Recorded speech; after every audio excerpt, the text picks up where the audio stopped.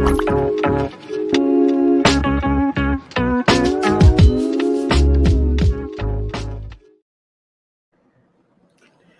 very good morning to you and welcome back to the show. I am Jamie and this is of course the Chat Trap on Relaks Radio, where we talk to you about all things interesting that is happening here in London, in the UK and around the world as well. So if you want to stay informed and inspired with regards to everything that you need to know, all you got to do is make sure that you keep it tuned right here on Relaks Radio. I also want to remind you that you can be a part of the show, which means that you can share your thoughts and opinions at any time that you want to.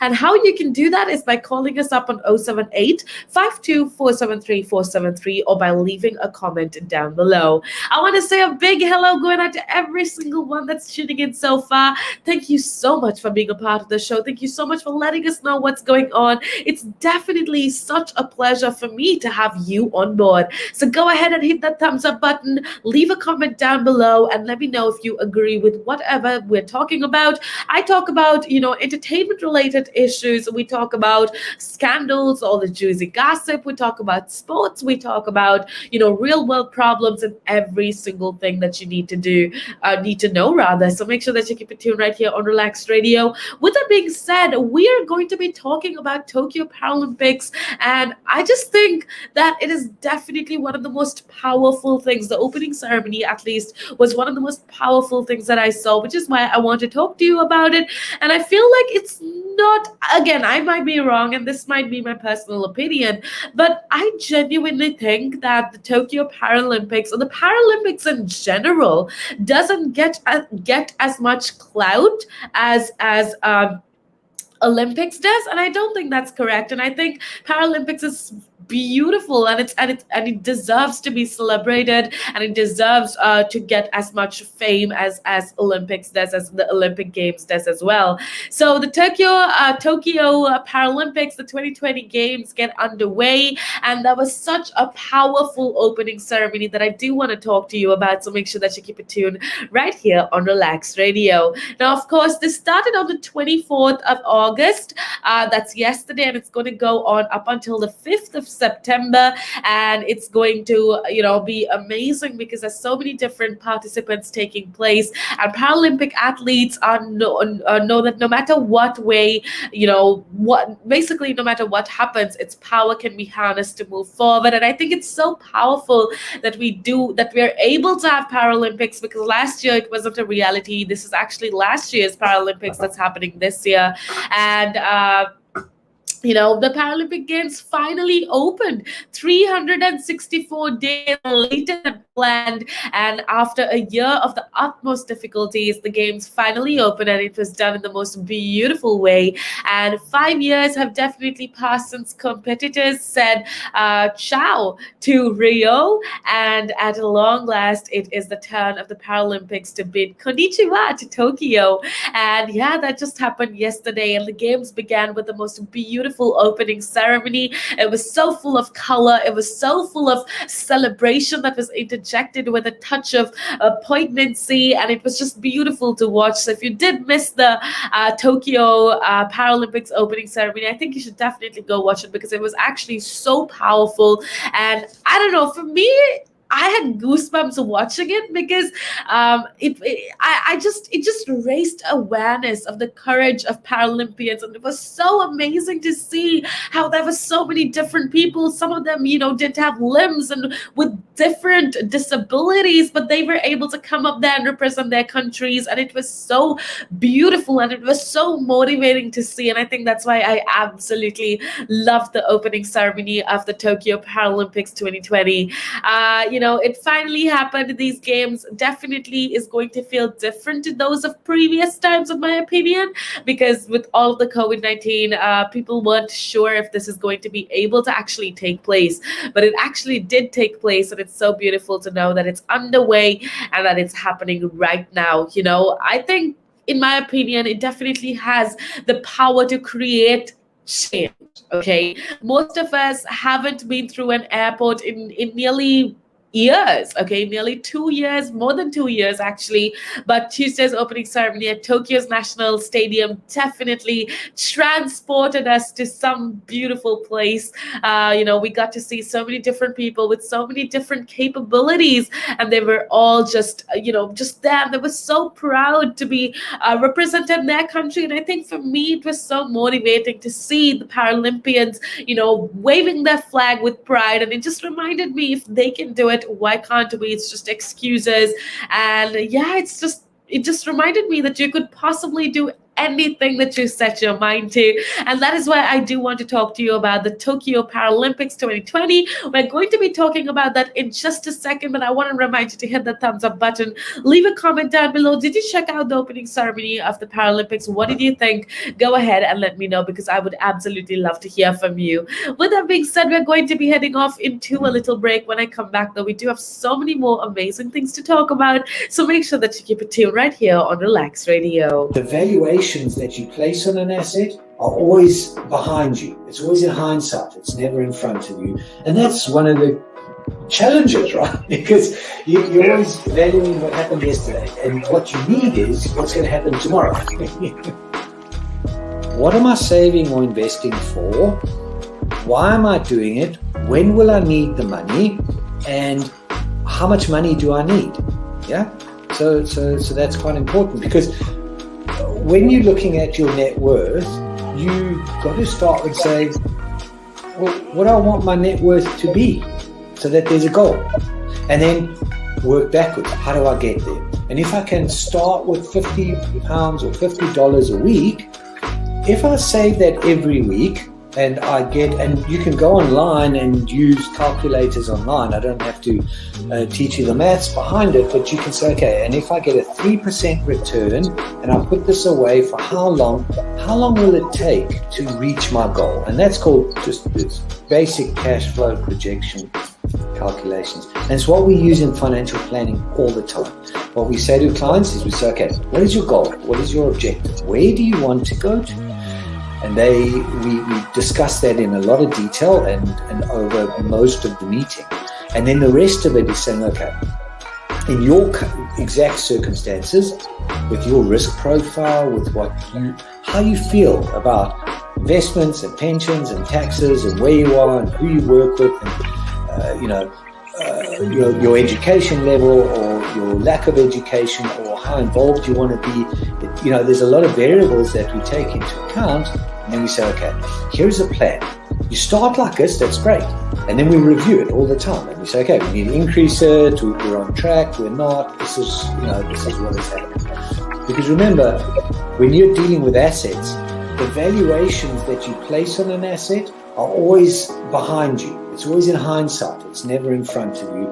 And that's one of the challenges, right? Because you're always valuing what happened yesterday. And what you need is what's going to happen tomorrow. So that's a struggle. Yeah. So there are strategies everywhere from £50 a week up to £100 million, and they're different. Right? They range differently from everyone, but and from country to country, to be fair. Different countries have different tax laws, so with different vehicles. But from your point of view, at the sort of normal end, I'm not going to call it the low end because I'm in that boat as well. It's as tax efficient as you can get it. That's where you start. You use all the tax efficiencies, and then you step up into different things.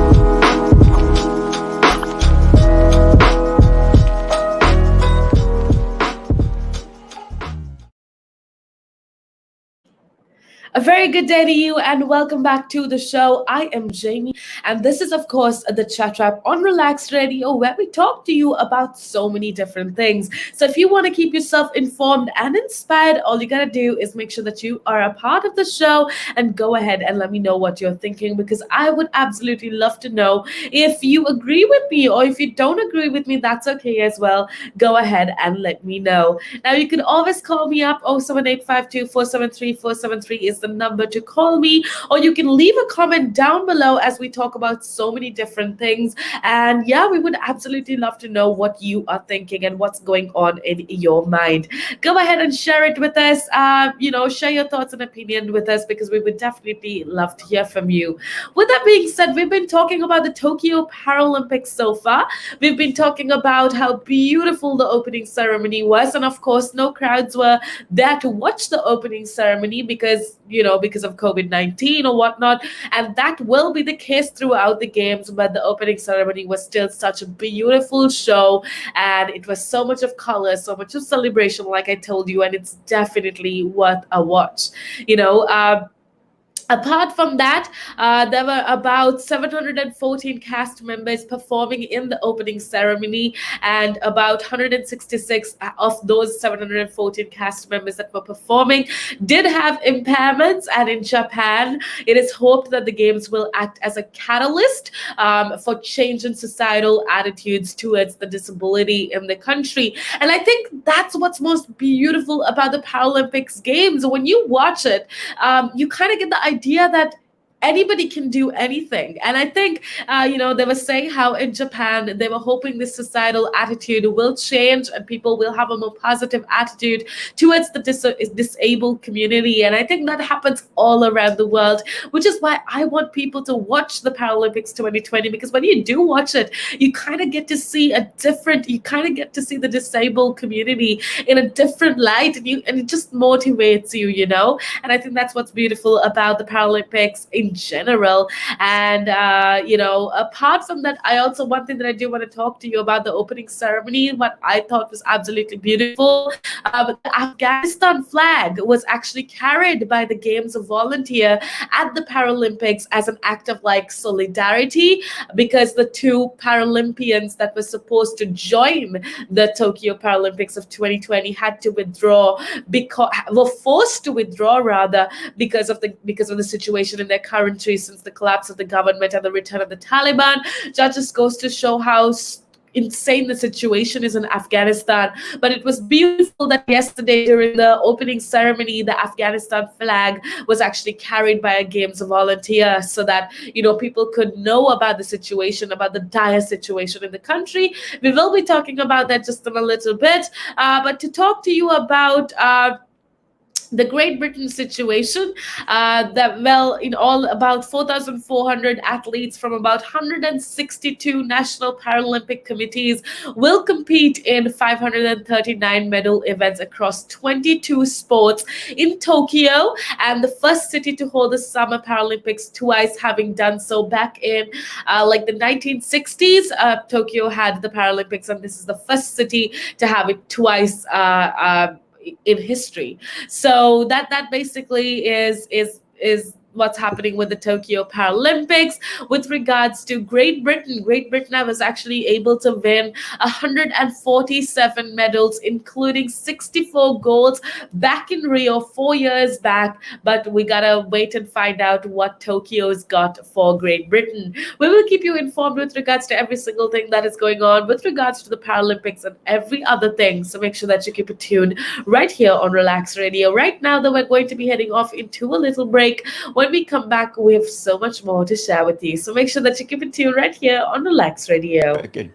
But now, if you say to a child, if I went up to a child and said, "You've had one to forget," God, there'd be an inquest.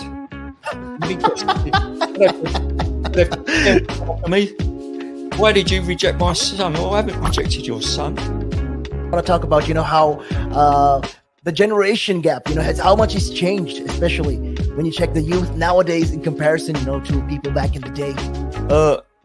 I'd say when I was younger, it was more disciplined. Not now. In comparison to now. Not at all. Not now. The way things are nowadays, the younger generation, you seem that they can't accept the word no. If that makes sense. They can't accept rejection, essentially, is all you're trying to say. Yeah, they can't accept the word no. So if you say, "How did I do?" Or "You didn't do very well," and they get upset. And when I was a youngster, my father used to say to me, because I used to be sport mad when I was very young. Well, still am sport mad, but like participating in different sports. And if I had a bad game, for example, I'd say to me, "You had one to forget." That's it. Your dad sounds like a smart guy. I mean, yeah, that's the real fact of the matter. Yeah. You know, he'd say to me, "You had one to forget. Get over it."